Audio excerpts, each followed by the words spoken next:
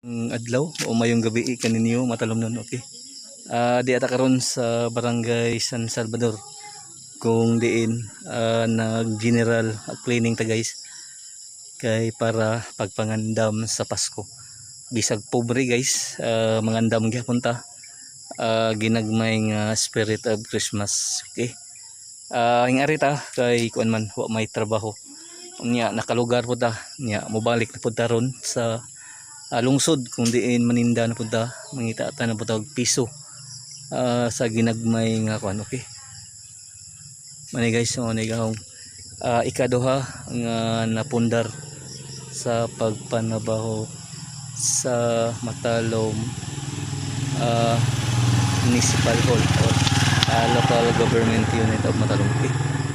Inutang ni guys, salamat po sa nagpautang, okay. Mani gahong dream house pero suwa pa dyan ni mahuman pa totally nahuman kay daghan pa mong tungod sa budget guys, okay. Sorry guys na muni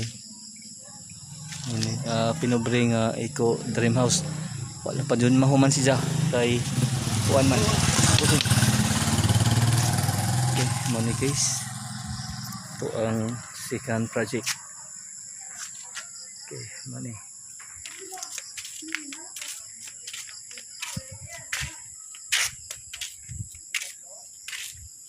ginagmay nga Pasko, okay. Mali guys na kung diri nga side diri skillet pero na si Jay Karsada na si magyan guys. Mo ni nga tuang ikaduha nga project nga tong na pundar nga pinubre nga pundar guys ba, okay. Mo ni sud guys mo ni gato ang second Eco Dream House diri sa lungsod sa Matalom, okay.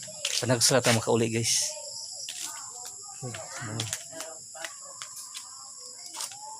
okay. Ini guys dito man gyud mga omnet ko.